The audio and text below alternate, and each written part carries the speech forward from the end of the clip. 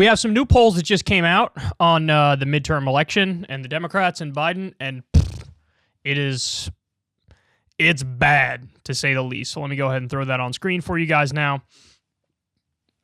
McInturf, awesome name, conducted the survey with Democratic pollster Jeff Horwitz of Hart Research Associates. And this is an NBC News poll.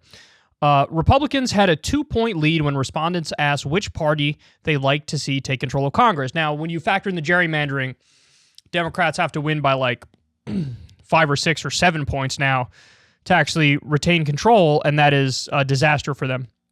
Roughly 71% of respondents said they believe the nation is, quote, off on the wrong track. 71%. 62% said their family's income is falling behind the cost of living, which respondents ranked as the most important issue facing the nation. Jesus, 62%. Family's income is falling.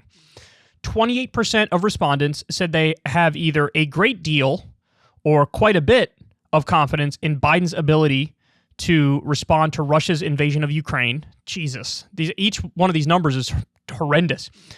On coronavirus, 51% of adults approve of Biden's handling of the pandemic. The poll indicates up 7% from January. I think the only reason that is the case, that it's a majority, is that COVID was declining for a while, so now that's reflecting in the polls, even though now we might see another bump. There's another new variant out there. 63% disapproved of Biden's handling of the economy. 63%. 51% disapproved of his management of foreign policy. I mean, the only half-decent number in there is the COVID number, and it's 51%, and I think that might change too for the worse, because again, there's another variant coming. So in every way, I mean, this is, they might get a legendary shellacking. This is a bloodbath for the Democrats in the midterms. And you got to keep it real, man. It is all self-inflicted. Because there are so many things Biden could do right this second to kick up these numbers. I have no doubt about it. If he was willing to use the power of the pen, use your executive orders. Now, I'm not saying you go and do executive orders that you don't have the authority to do, that'll get slapped down in a court case. No. But do the things we know that you have the power to do, that it's not even up in the air. So, for example, legalizing marijuana is now a 70% issue.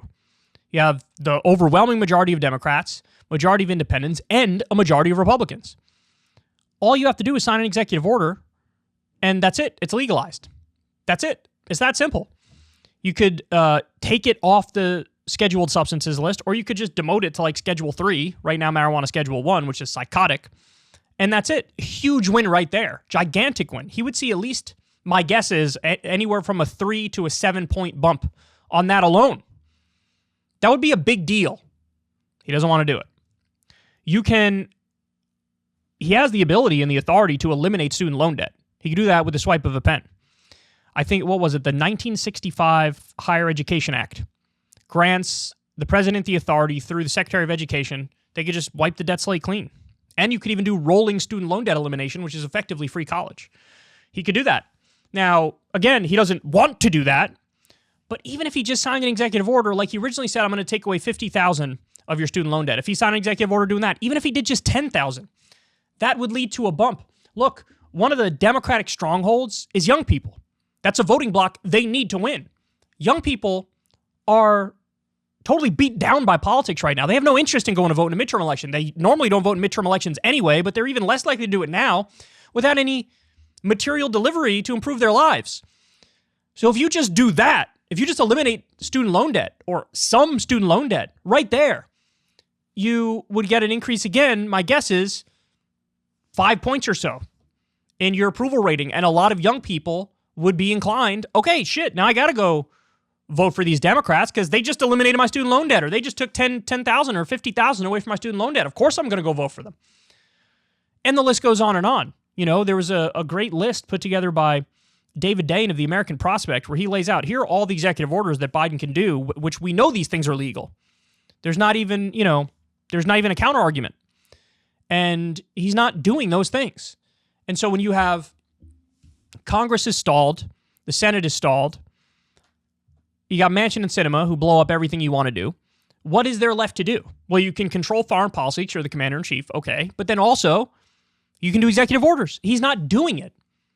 I mean, it really goes to show you guys that he's in his ivory tower. Like, the conventional wisdom culture, that bubble is so thick.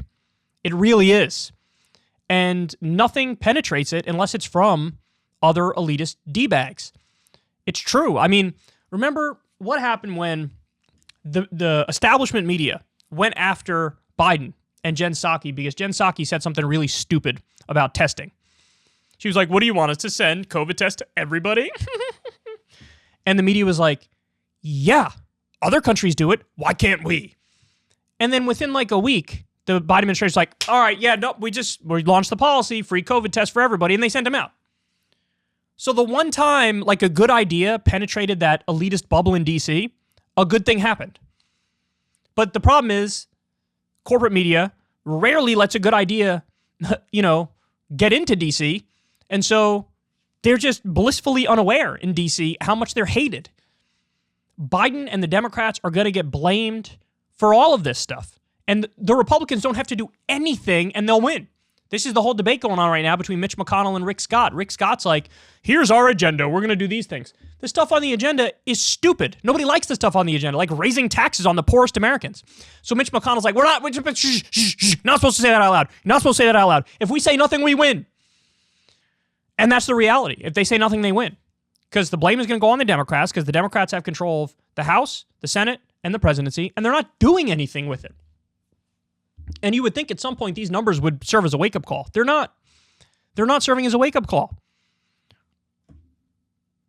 Could you imagine being in Biden's position right now and doing nothing? Could you imagine?